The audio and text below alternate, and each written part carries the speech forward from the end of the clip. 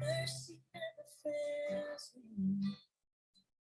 All the days I've been held in your hands. From the moment that I wake up until I lay my head, I will sing of the goodness of God. All my life you have been faithful. All my life you have been so, so good.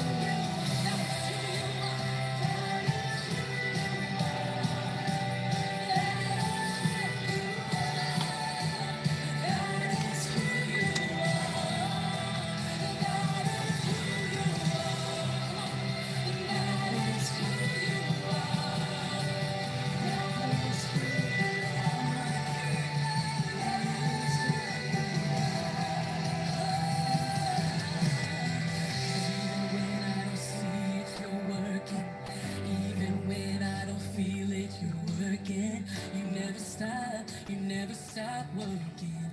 You never stop, you never stop. I see that. Even when I don't see it, you're working. Even when I don't feel it, you're working. You never stop, you never stop working. You never stop, you never stop working.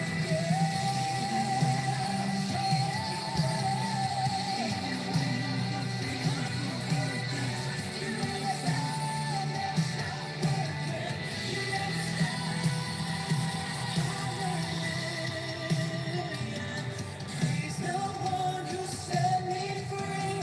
Hallelujah. Death has lost its grip on me. You have broken every chain. There's salvation in your name. Jesus Christ, my living hope.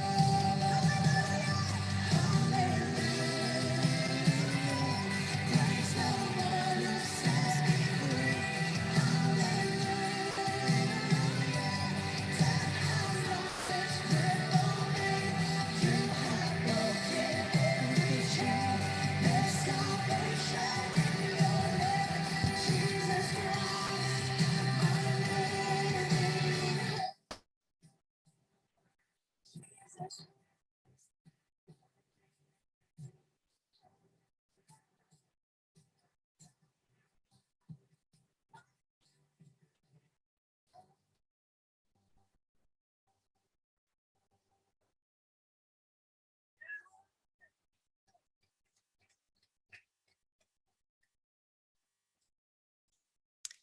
Amen. I believe there are some of you who can attest on today that God is a miracle worker. He is a way maker. He is a promise keeper.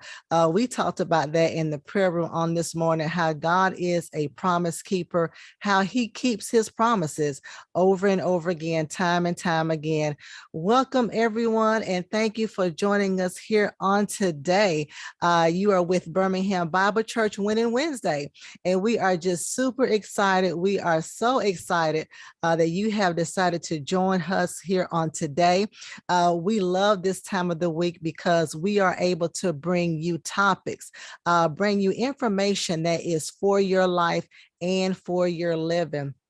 Because at Birmingham Bible Church, we love to bring the word of God to you. And so we love to be spiritually fed and make sure that we are all being spiritually fed. But we also like to bring you topics to help all of us, to help us in those areas of our physical health, our mental health, our financial health. And so we just love to cover a whole just array of topics because as we like to say, we all want to go to heaven. But we need to know how to live here on this earth, how to have life and to have it more abundantly. So I just love this time of the week. I really do. And so this is a brand new month. It is the month of November. And it is a great time here in Birmingham. The weather is finally staying kind of cool. I don't know, it may get hot next week. But it's just a wonderful time of the year. You know, the season's changing. Thanksgiving is coming up. And so, of course, with that in mind, we have new topics for Winning Wednesday. And so today we have a brand new topic. We have not discussed this topic before, but I am excited that we were able to get two guests to come on and talk about pancreatic cancer.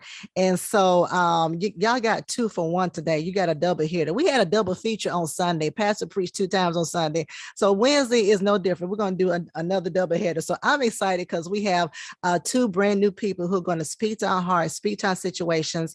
So if you have family or friends who need to hear this, this is one of those messages and one of those topics where, you know, you may not need it now, but if you have the information, then you'll be able to use it later on in the future, you know, or you may know someone who has this, and this can be a time to provide some additional resources for them so that they can learn some new information. So I'm glad for our guest on today. We have Fatima. I'm gonna let them introduce themselves, but we have Fatima and then we have Snapper Freeman. So I'm gonna let Fatima introduce herself first, and then Snapper can introduce herself, and then we can throw it back to Fatima, and then she can continue with her her presentation. Hey guys. Thank you so much, Lady Pam. We're so happy to be here. Yeah. I'm happy and excited to be able to share information and create more awareness about pancreatic cancer. And I've been with the Pancreatic Cancer Action Network for about 12 years, working with patients and families, really helping them through their diagnosis and providing them with resources that they need, and working closely. So I'm very excited to be here, and thank you so much for having us. Awesome. Yes, and thank you so much, Lady Pam. My name is Snapper Freeman. I am the community relationship manager for Alabama, Georgia, and Louisiana. And I've actually I had been a volunteer with PanCan since 2016, and then came over as a staff member shortly after that. So I've been involved with PanCan for a little over 6 years. So thank you so much for having us. Oh, awesome. It is a pleasure. Thank you all for coming on. And thank you for all that you do. Thank you for everything that you do for patients and for their families. And so we're going to give way to Fatima. I'm going to let her start, and we're going to all be blessed. Everybody's on social media. Please make sure you share. I don't know if I said that enough, but make sure you share this information, and make sure you tag someone in the comment section so they can get this information as well. Wonderful, thank you. So I'm going to go ahead and share my screen. And we're going to be talking today, just first, I'd love to give you guys an overview of pancreatic cancer, what the pancreas is, and then I'm going to talk a little bit about our services and the types of things that we can help patients and families with. And then I will hand it over to Snapper, who's going to talk a little bit more broadly about getting involved at a local level. So the first thing when we think about pancreatic cancer, we get this question quite a bit is, what is the pancreas? And that's a really good question. So the pancreas is part of the digestive system. As you can see from this picture, it's buried deep inside in the very middle of our bodies, in the abdomen, between the stomach and the spine. And it's surrounded by a lot of different organs. We can see there's the stomach, the small intestine, the liver, the spleen, and the gallbladder. So it's a organ very deep in the body, but so critical to our everyday lives. And I'll talk about why. So the two main things that the pancreas does, the first is it helps us to basically digest our food. So it creates substances called enzymes, which help us break down carbohydrates, proteins, and fats. So anytime you eat something, that's your pancreas hard at work, helping you to digest it and move it through your body. The second thing that the pancreas does that's really important is that it helps us regulate our hormones in our bloodstream. So for example, some of you might be familiar with insulin, which is sometimes linked to diabetes. So the pancreas actually helps us make sure that the hormone levels in our bloodstream are really level, so that we're able to navigate and keep that stability in our bloodstream, and make sure that we have a proper level of sugar in the blood. So those are the two main functions of the pancreas itself, which is why it's such a really important organ for our everyday lives. And we get this question quite a bit as well. What are some of the symptoms of pancreatic cancer? And one of the challenges with pancreatic cancer is that some of the symptoms are non-specific. So they could be related to other not as serious things. And so sometimes that can cause a challenge in terms of getting a diagnosis. But I'll talk about some of the more common ones that we see. So the first is pain in the abdomen and the belly area. Sometimes it will move to the back, or it starts in the back and will move to the belly. And that's just because of the location of the pancreas, because it's in the middle of the body. If something's going on there, then we might feel there might be pain in the region. And so that's why pain is one of the symptoms associated with the disease. We also might see changes in stools. And this could be that the stools are oily or watery. And this is related to, again, the fact that the pancreas is important in helping us digest our food. So if the pancreas isn't working properly, then sometimes we'll see changes in the way that our stools look. Jaundice is something else that's also a symptom of the disease. This one's a little bit more serious. I would say this is one of the ones that will oftentimes send patients to the hospital. And this is a yellowing of the skin and eyes. And many times you can see it, in the whites of the eyes, but it can also be associated with really dark urine, or also itching in the skin, and kind of all over. And those are all connected to and related to jaundice, which can happen if there's a little blockage in the area of the pancreas. The other symptom that we see that's common with the disease is unexplained and significant weight loss. So we're talking about losing a lot of weight in a short amount of time without trying to. And so that's definitely considered a symptom of the disease. And that's related to, again, the pancreas being really important in digestion, but also the cancer itself taking nutrients from the patient. We also see loss of appetite, so just very much not being hungry. Again, that's related to the cancer. And then we might see things like nausea and vomiting and other just overall digestive issues that patients might experience if the pancreas isn't working properly. We also know that new onset diabetes in people over the age of 50, that just means a new diagnosis of diabetes in somebody that's over 50, and in particular, that doesn't have any risk factors for diabetes. That's definitely a symptom of the disease.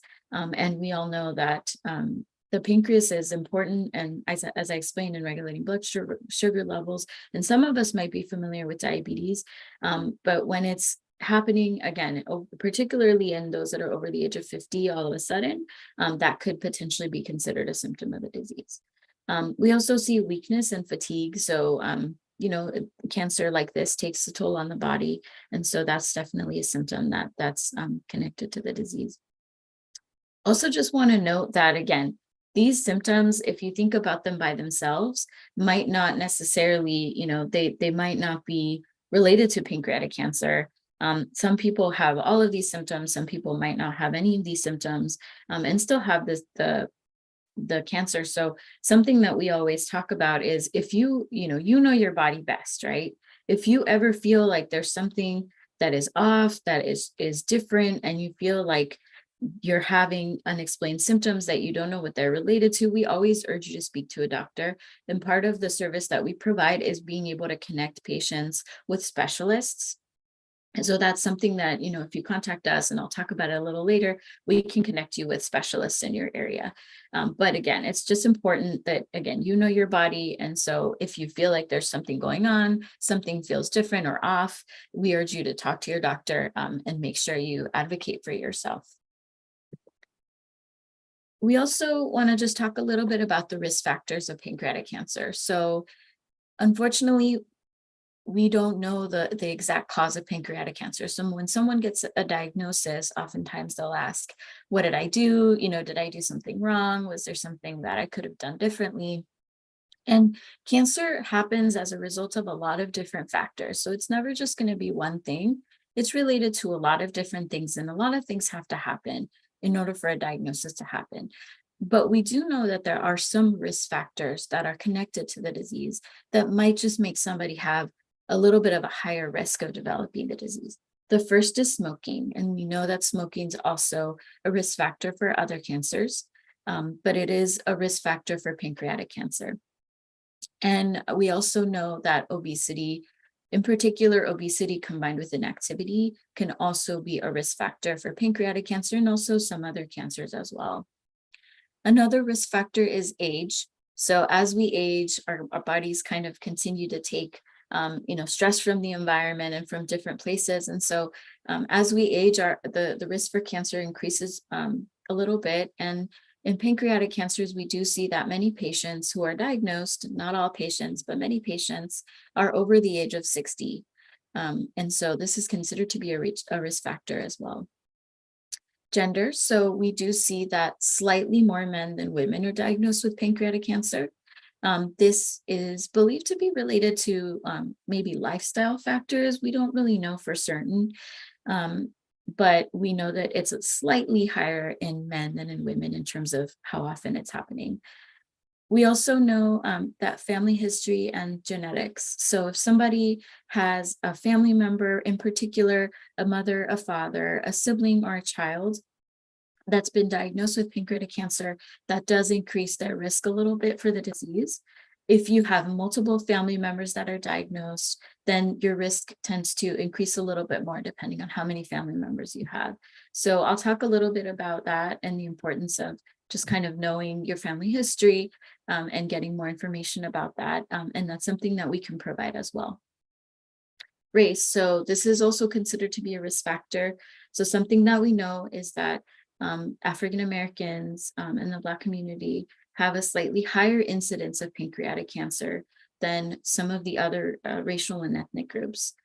This is not fully understood, but there's a lot of work being done right now to better understand why it is that the incidence is a bit higher in this community, but important for us to be aware of it. It's also known that if somebody is of Ashkenazi Jewish, they also have the increased risk of pancreatic cancer, and that's also believed to be related to genetics. We also know that diabetes is a risk factor. So I mentioned that diabetes is a symptom of the disease. It can also be a risk factor, especially in somebody that's had longstanding diabetes, that's been very well controlled, and then all of a sudden the numbers kind of start to go a little bit off. That could be a risk factor as well. There's also something called pancreatitis, which is a fancy way of saying it's an inflammation or swelling that might happen on the pancreas itself. And there's two forms of pancreatitis. It's chronic and hereditary pancreatitis that can also increase the risk. And this is just because there's damage that's happening to the pancreas. And so that makes patients a little more susceptible to getting a cancer there. We also know that there's some evidence to say that exposure to chemicals and heavy metals, certain pesticides, this is mostly, it would be more of an occupational exposure, and if that's applicable, and we know that that could be a risk factor. And then chronic heavy alcohol use in particular, as associated with pancreatitis, we know that that's also considered to be a risk factor. And I just want to say one more time that, again, we can't say for certain what causes pancreatic cancer. And so, knowing what the risk factors are is important so that we can try to avoid them as much as possible. But, I don't want anyone to feel like there's one specific reason why people develop cancer. Cancers they're complicated diseases, and they usually develop as a result of a number of factors, not just one factor. And Fatima, I have a question. So is there like a percentage of, let's say, of people who didn't meet some of these qualifications? So I know one person who received the diagnosis, but they were under the age of 60. They're African-American woman, as a matter of fact. So is there a small percentage of people who probably, didn't meet this criteria, but still received it? Absolutely. So Yeah. there's definitely, we know that the younger that somebody is, the lower their risk is of pancreatic cancer. So like I said, it is more common in those that are over the age of 60. But when you see it, it can happen in younger age groups. And we also know that if somebody has a younger diagnosis, there might be some genetic factors there. And so it's important for the individual and the patient. And I'll talk about this moving forward, because overall, the recommendations from the medical community are for anybody that's diagnosed with pancreatic cancer to have genetic testing done to see if they have if they're carrying any what we call mutations or changes in cells in genes that could be causing or could predispose somebody to a cancer diagnosis. So sometimes when we see it in really young patients, it could be something that's more genetic. Okay. Later on in your presentation, if you could let our viewers know how we can get tested genetically for things like this. Well, Okay. yes, I'll talk about it just a little Okay. bit in a couple of slides, but that's a great question. Okay. So as you can imagine, there's a lot of dietary concerns that can come up with a diagnosis like this. Patients might have, like I said, poor appetite, weight loss. They might have something called malabsorption, which just means they're not absorbing their nutrients because their pancreas isn't able to break them down the way that it's supposed to. And that can cause something called pancreatic enzyme insufficiency, which could cause cramping after meals. It could cause diarrhea. It could also just cause a lot of gas and bloating and discomfort. And that's related to, again, the pancreas isn't working right and it's not able to digest our nutrients the way we need it to, or help us break down the nutrients. And so that's something that can cause symptoms and challenges for the patients. And then diarrhea, again, is also something that we see. So we see a lot of dietary concerns with a diagnosis like this because it's so critical to our digestion. We might see taste changes as well, overall discomfort. We sometimes see constipation, gas. Some patients have lactose intolerance, again, nausea and vomiting. And then I'll talk a little bit about this in a couple of slides, but one of the treatments for this type of cancer is surgery. And so if somebody has a surgery for a pancreatic cancer, they might have a lot of changes as well after that in terms of the gastrointestinal system and digestive issues. So some people might be asking, how is pancreatic cancer treated? And that's a great question. So one of the options for treatment of this disease is surgery. And surgery is usually done when the tumor is very small and it's just in the pancreas. And the most common surgery for pancreatic cancer is a surgery called the Whipple surgery. But there's also a couple of others, as are noted here, where they actually take a little piece of the pancreas out and remove that cancer if they're able to. Not every patient is eligible for surgery, and there's different reasons for that, but it is an option for some patients to be able to have surgery. Now, the other option is chemotherapy, and this is, many of you might be familiar with chemotherapy, but it's basically a drug therapy that's given, and it's meant to target the cancer no matter where it is in the body. So for patients that have cancers that have spread outside of the pancreas, usually chemotherapy is done to try to make sure that they're targeting the cancer no matter where it is in the body. So chemotherapy is very common in one of the most common treatments for pancreatic cancer, and is considered standard of care for most of the stages of the disease. We also know that radiation therapy might be an option, and this is something that some patients can have. Again, if the cancer is local to the pancreas and one area, then they can use radiation therapy to really target and aim that radiation at the tumor. We also know that targeted therapies are an option for some patients, and then what are called biomarker-driven targeted therapies. So this is just involves the process of testing the tumor to see what mutations does the tumor have, what's driving the tumor. And then if we know what those are and there's drugs that can treat and target those mutations, then these are called biomarker-driven therapies. And it's a more personalized approach to treating cancer. And this is very much there's a lot of clinical trials and a lot of research that's being done to determine what are the best biomarker-driven therapies for patients with this kind of cancer. And then the last option is always clinical trials. And sometimes when we talk to patients, there's some hesitation about clinical trials, just kind of given, what we know and historically what's happened with them. But we do know that clinical trials are the only way that we're going to be able to continue to have new treatments for the disease. And so we always talk about clinical trials being an option for patients at every step of the way. So if they've just been diagnosed, they could qualify for a trial, or if they've had some treatment already and are looking for other options, clinical trials are an option. And I'll talk in a couple slides about our database, but we can provide information on all of these types of treatment options, including clinical trials. Precision medicine. So I talked about this already a little bit. This is a really emerging field in cancer treatment, and it involves a couple of things. The first is genetic testing, which is usually done by taking a blood sample or even a saliva sample and checking to see, are there any mutations that the patient is carrying from their family members, from their parents, right, that were passed down. And that's what genetic testing really is looking for any inherited mutations, which just means mutations that are passed down through our parents. And then there's biomarker testing, and this is a little different. This involves actually testing the tumor itself. So we're looking at the cancer And we want to see, is there anything that's driving that cancer? Are there any biomarkers that are driving the cancer itself?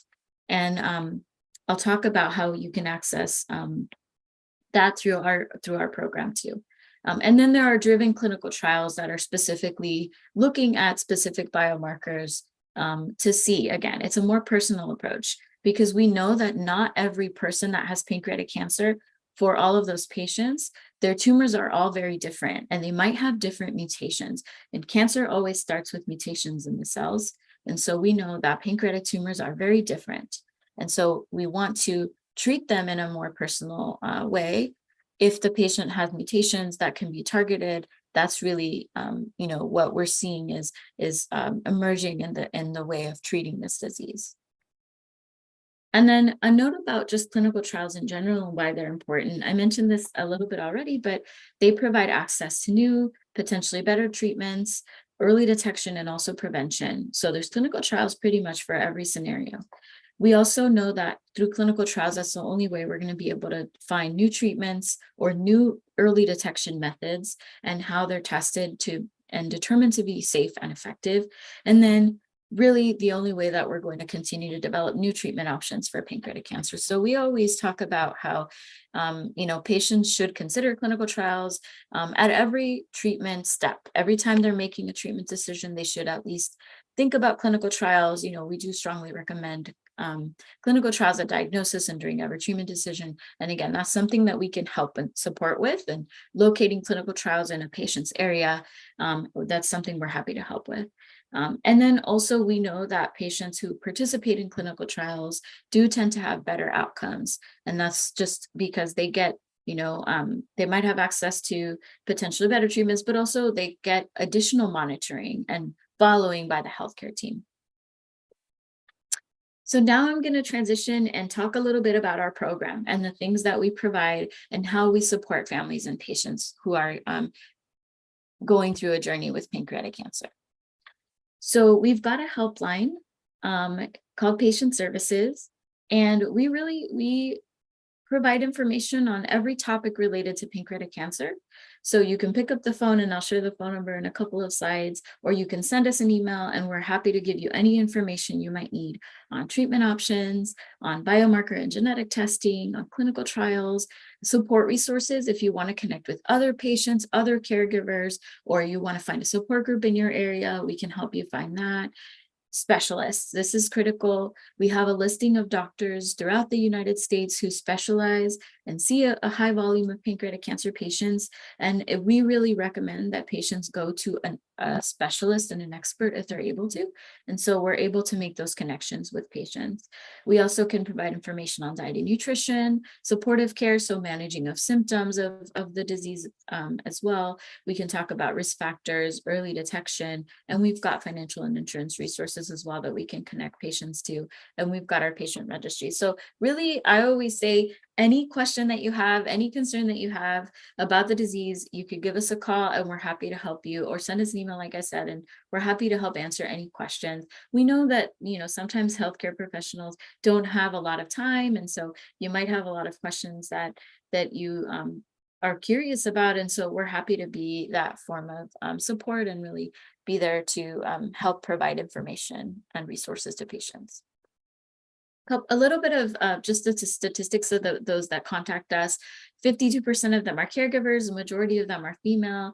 Many of them have never contacted us before. About 65% are contacting us for the first time.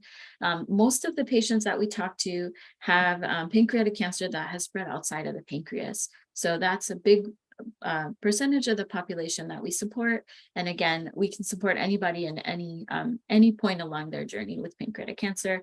Many of the patients we talk to aren't able to have surgery, and that's just because with pancreatic cancer, many times when someone's diagnosed, a lot of times they're diagnosed when the cancer's already spread outside of the pancreas. But that doesn't mean there's no options. Again, there's always going to be options for patients, no matter what stage they're in. 28% of the patients that we talk to are diagnosed but haven't had treatment yet. So we're able to talk to them about the treatment options that are available. And then most of those who contact us actually find us online. So Google search is probably the most common, 8% on social media. Some hear about us through, a friend or a neighbor or a loved one, and then 1% or so hear about us from their doctors. This is just another kind of slide looking at the patients that we talked to. And last year, we talked to about 19,000 new patients and caregivers and healthcare professionals through our program. And then I want to talk about the right track, which is something that we talk a lot about. We want to make sure that when patients are diagnosed, that they have the right team working with them, that they see a specialist, that they get the right tests. And that includes getting biomarker testing and also genetic testing and knowing all of their options. I'll talk about our program in the next slide. And then that they have access to the right treatment information to be able to make informed decisions about their care.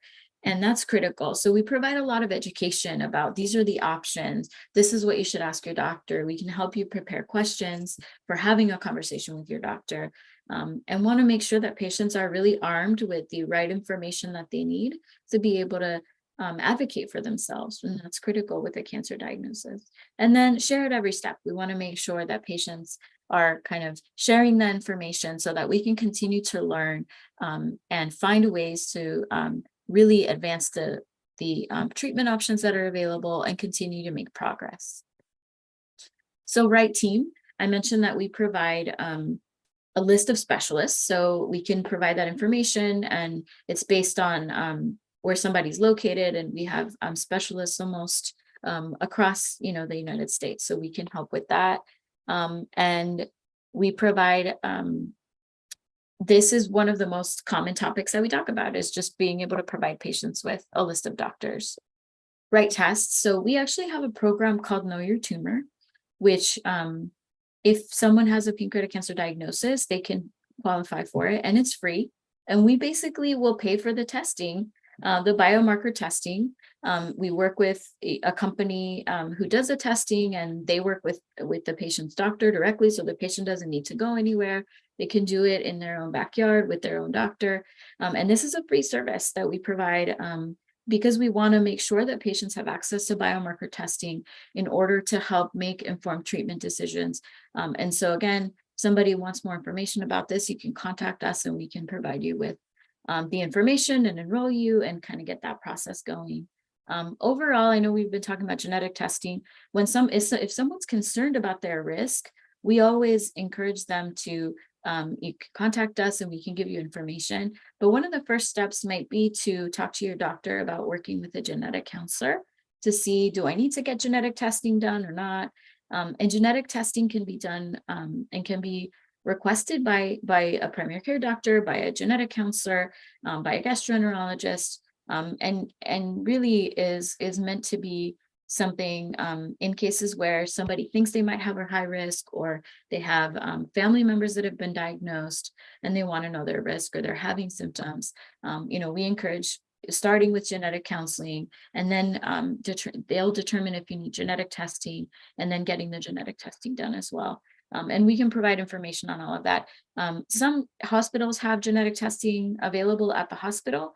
And there's also these like bigger companies, commercial companies that provide it. And they'll work again with the healthcare team to offer that. So that's an option too. But I did want to highlight our Know Your Tumor program for patients. So if anyone's interested, you can contact us and we can get you connected with the information and enroll you in the program. This is somebody that actually participated in our Know Your Tumor program. And she said, I participated in Know Your Tumor after my initial treatment and surgery. Although the information wasn't used to determine treatment at the time, it gave me and my medical team tremendous insight and a plan for any recurrence, which they believe will make a treatment more effective should I need it in the future. So just wanted to share a quote from one of our survivors. Right treatment. Again, we want to always make sure that patients have information that they need on treatment options, including clinical trials. And so many of the patients that we talk to, we perform clinical trial searches for them and help them find trials in their area. And then share it every step of the way.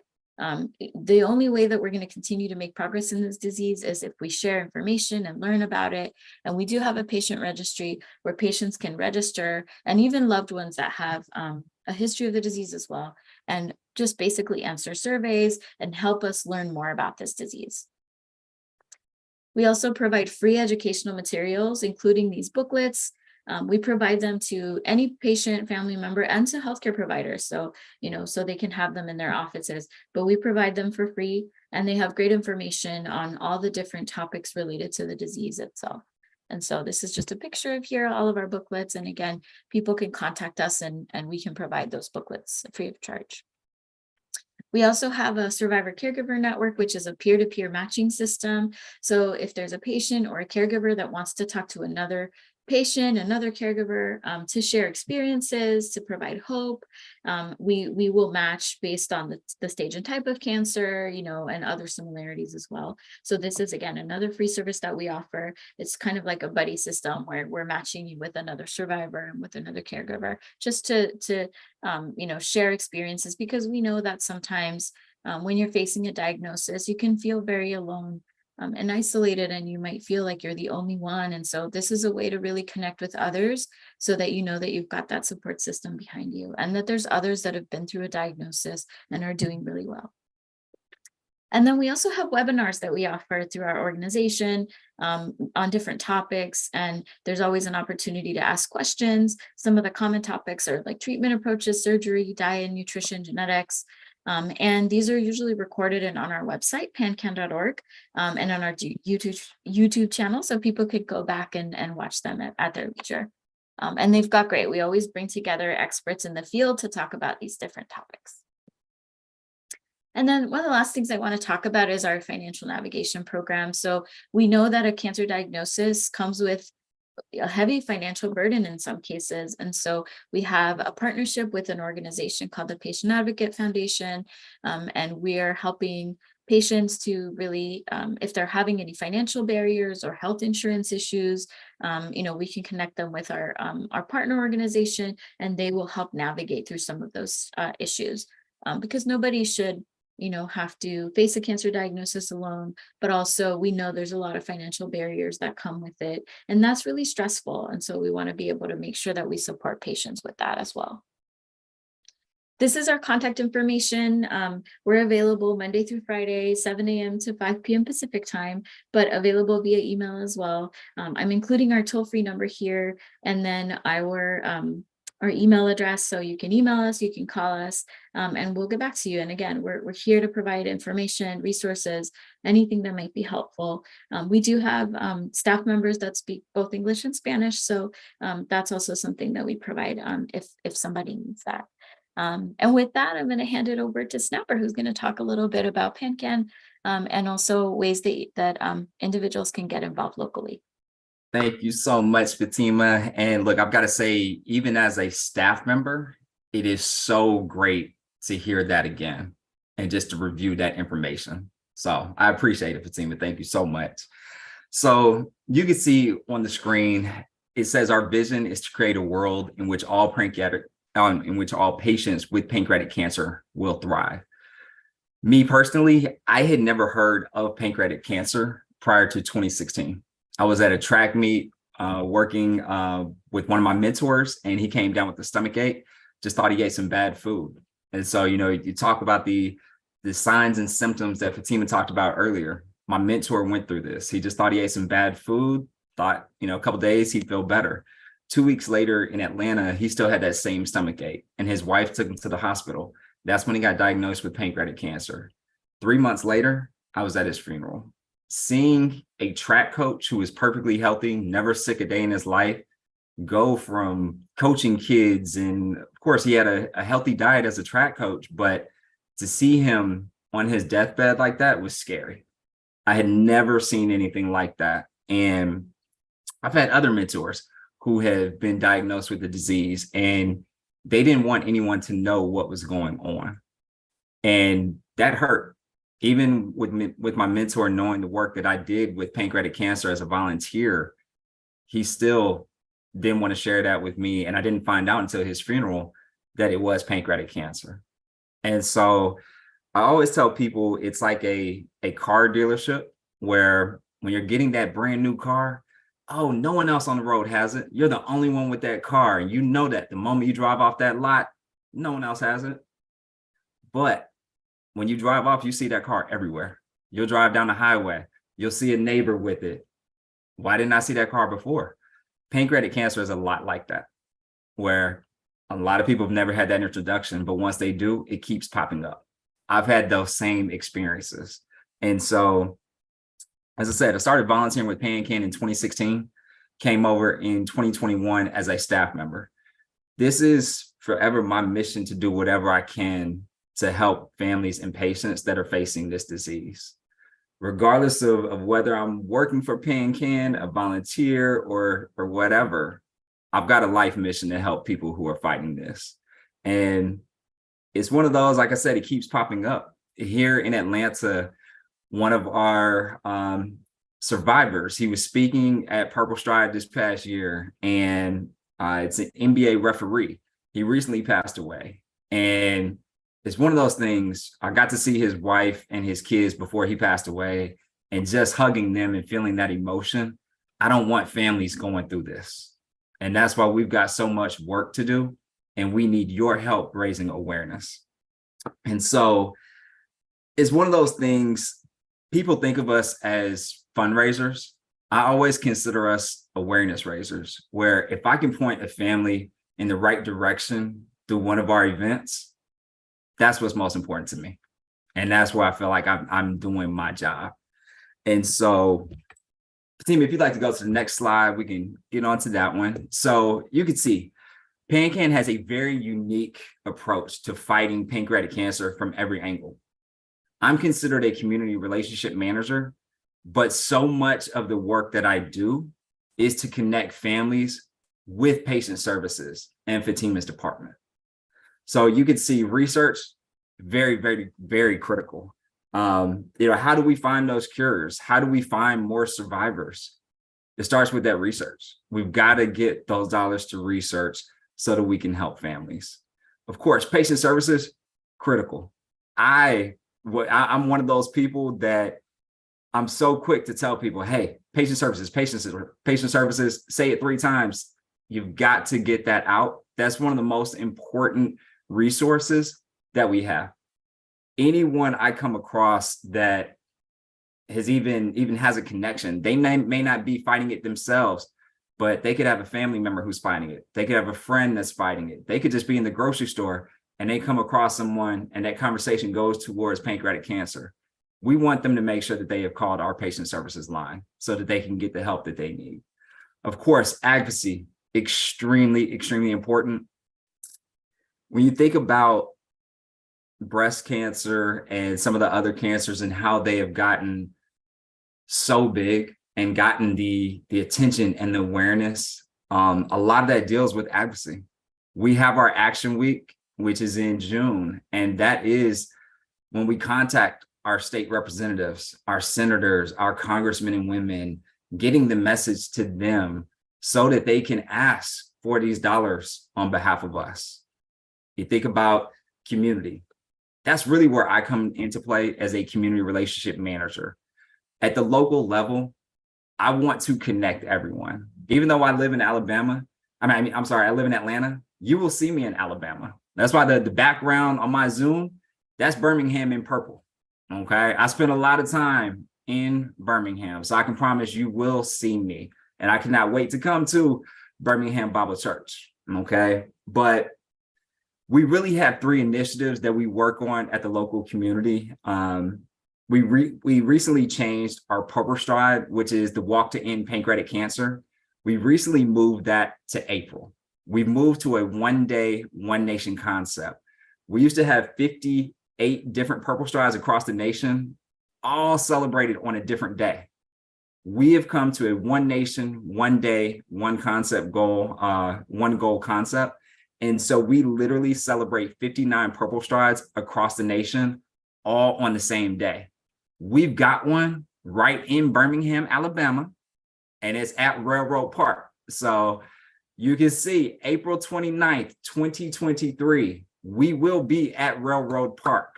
Okay, we've got a lot going on with that. I know it seems like April 29th is a long time away, but it'll be here before you know it. Okay, so we're going to make sure that we get our team started and everyone has the information for that day. But one thing that we also do, we talk about Purple Stride in April. We've got Advocacy Action Week in June, but then we also have November awareness. And so with November awareness, you think about that as, how can we help raise awareness for this disease? Our awareness rate is only at 14% right now. So when you think about going across the nation and you're talking with people and you're asking someone if they know about pancreatic cancer, have they heard about it? Most people haven't. And that's why I say when you get that introduction, it keeps popping up. But our November awareness month, that is when you really see purple everywhere. And one of my missions is the way you see sports teams and everyone with pink, I want to find out how we go purple. Okay. So that's part of my mission is with the college teams and pro teams and businesses, how do we go purple?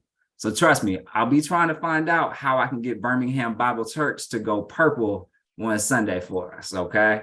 But with November awareness, that whole month is about raising awareness, whether it's with our healthcare partners, with churches, with businesses, any way we can raise awareness, that is our priority, because people have to know how can they help us?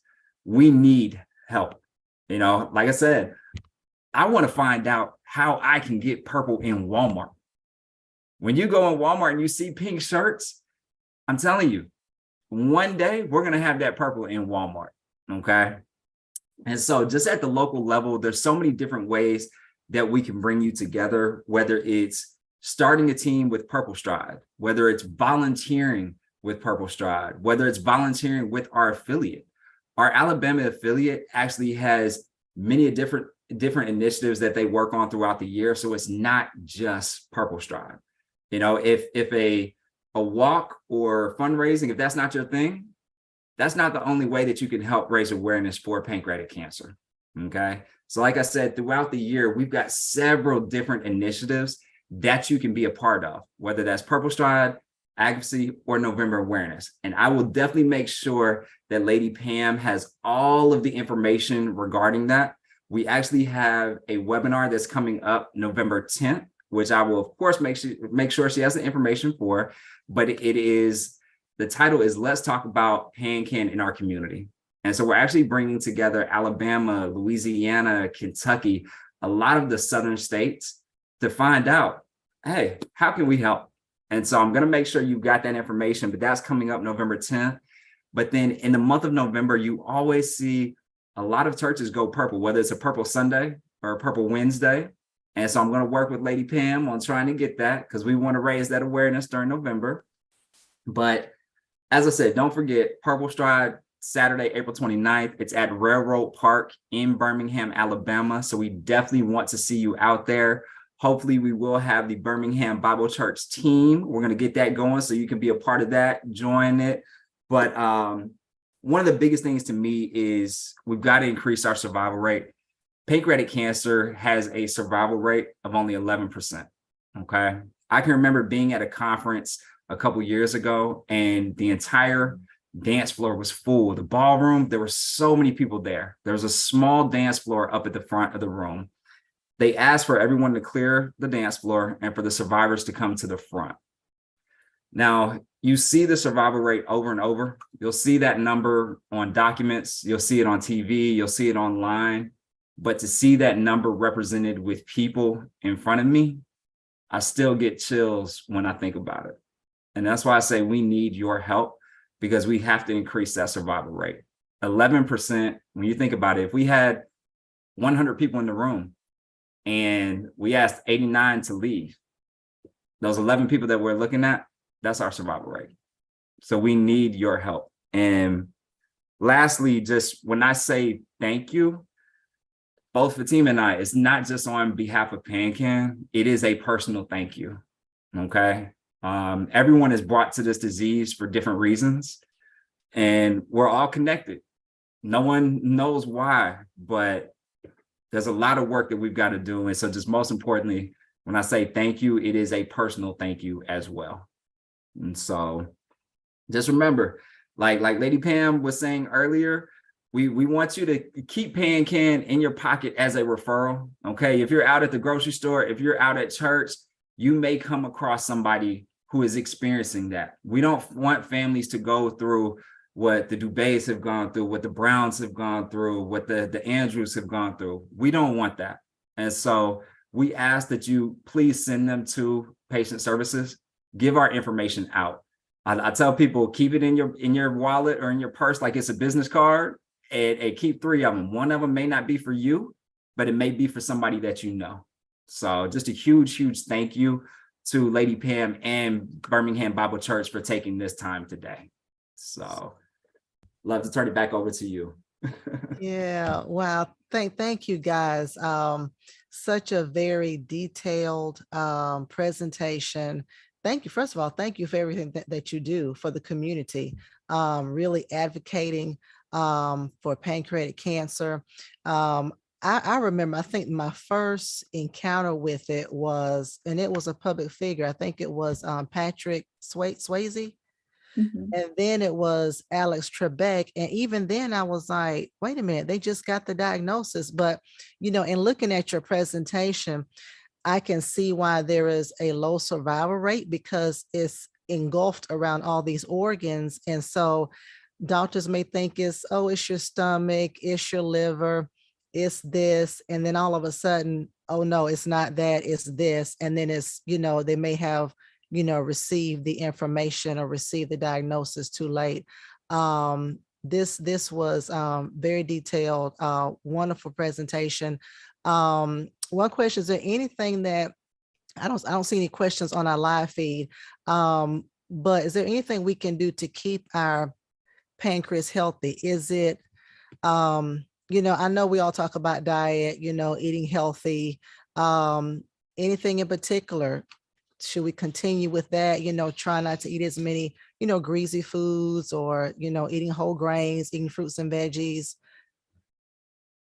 Absolutely, all of those things. So the general kind of guidelines are, number one, if you, again, you know your body best. So if something is weird or off, we urge you to talk to your healthcare team. We are all about writing things down, because sometimes doctors will say, well, you know, if it's not happening very often, maybe it's no big deal, right? And they might just kind of, you know, push it off to the side. And so if you're having symptoms, if you're not feeling well, you know, start to write down how often things are happening, how severe it is, you know, and bring that information to your doctor. That's invaluable information. And advocate for yourself. If you feel like something's wrong, you might have to advocate for yourself. And again, we're here to support in any way that we can. So that's one thing. Obviously, the general recommendations are always going to be to eat a well-balanced diet. Everything that you said, Lady Pam, you know, make sure you're eating your vegetables, fruits, make sure that you're getting activity at least 30 minutes a day, if possible. It doesn't have to be super strenuous, but that's important. Obviously, limiting or avoiding a lot of alcohol, you know, smoking, if that's something that someone is engaging in, you know, trying to stop smoking will definitely decrease your risk for cancer. And again, we know that that's related to other cancers too, not just pancreas cancer, but it is also a risk factor for this disease. So trying to avoid some of the risks factors is definitely something that's helpful. Staying active, staying healthy, however possible, and then listening to your body, I think, is probably the most important one, because again, we know ourselves best. And when something just doesn't feel right, you know, making sure that we're communicating that to our doctors and really letting them know, you know, this is impacting me and this is how often it's happening and how severe it is. But those are just kind of some of the general overall recommendations for cancer prevention. You know what? I want to piggyback off of Fatima real quick. Yeah. It just share a story. One of my friends from college, his father recently passed away from pancreatic cancer. And through all of this, they came to find out that his father's sister and their grandmother also passed away. And so I want to say, don't be afraid to push your doctor for that genetic testing. You know, at first, when his father was going through all of this, the doctors, they didn't think it was a big deal. But now him and his brother, they are definitely pushing for that genetic testing, because they need to know. With 3 family members finding out, that they want to take those steps. So Right. Definitely. And if individuals have multiple family members that have had pancreatic cancer, or even other cancers, there's also surveillance programs. So if somebody's kind of considered to be in a high risk group, Mhm. there are surveillance studies that they can be a part of, and then that involves monitoring them to make sure Okay. that there's no changes. It might include doing like scans every year. And so that's important. We can provide information on surveillance programs as well for those that know they have a high risk or have multiple family members that have had pancreatic cancer. Okay. Well, that's good to know. And yes, Birmingham Bible Church, I think we talked a little bit before. Please send us pamphlets, information, cards. We will put them on our welcome table. Yes, please keep us posted on the Railroad Park on April the 29th of next year. Keep us posted on that. We want to do more things like that because like you said, it's sad. We hear about breast cancer and domestic, not domestic violence, but lupus and all other kind of cancers, but you just don't hear too much about this one. And this one is just so aggressive. And so thank you for your testimony of all those who've been affected by it. Thank you so much, Fatima, for y'all's information. We appreciate it. I'm just going to invite, you don't have to go anywhere. As soon as I get through speaking and telling people about things this weekend, please tell people how they can contact you again, list those phone numbers again. Just get the information out continually again for all of our viewers, just in case somebody missed it. But Birmingham Bible Church family, do not forget, of course, this weekend, this Sunday, actually, we're having an in-person service. So we will see you guys this Sunday. Please make sure you register at welcomeback@bhambc.org. That is welcomeback@bhambc.org. Also, we are starting our Crown Financial Small Group this Saturday. It's our Crown Financial Group. We're having a course, 10-week course, starts this Saturday. If you want more information, please email us at finance@bhambc.org, finance@bhambc.org. Go to our website. You also see all the flyers, events that are going on, social media page. You can see that as well, bhambc.org. Fatima, Snapper, thank you. Thank you guys so much. This was great information. I mean, couldn't have been better. Please tell us again how we can contact you guys if we need more information or if we need resources. Absolutely. So our toll-free number is 877-272-6226. And then our email is patientservices@pancan.org. But if you forget all of that, if you just go to pancan.org, pancanorg.org, that's how you can get a hold of us and find all of our information, sign up for our newsletter, all of that. And we're here and happy to support. And thank you so much for allowing us the opportunity to speak to you all today, Lady Pam. We're so grateful and so happy to be able to provide information and raise awareness. So thank you so much. yes, thank you very much. And look, I know Lady Pam already had her announcements to wrap things up, but everyone, do not forget, I know you saw it in the presentation at the beginning. Congratulations on 25 years to Lady Pam on that anniversary. Yes. Amazing. Thank you, guys. Thank you so much. Yes. And we're celebrating that particular Sunday as well on the 20th. So yeah, thank you for that. I appreciate that. That's all we have. Snapper, also you in the Atlanta area. So just in case somebody wants to say, hey man, you've had a lot of experience in this, are you able to, do you have a direct email address or Definitely, of course. There? My email address is snapperfreeman@pancan.org, snapperfreeman@pancan.org. And then also my telephone number is 865-748-6309. Once again, that's 865-748-6309. Please do not hesitate to reach out. Even though I'm local here in Atlanta, I will see y'all in Birmingham. Okay. All right. We'll see you. See you at least in April. All right. Thank you, guys. Have a great rest of your week. Thank you, everybody, for watching. Please share this information with all of your family, all of your friends, and just we'll continue to be educated about our bodies. So this is what we do on every Wednesday. We try to educate you. We try to inform you of everything that is going on here in this world. So thank you so much, guys. Have a great day. We'll see y'all next time. Thank you, Lady Pam. All right.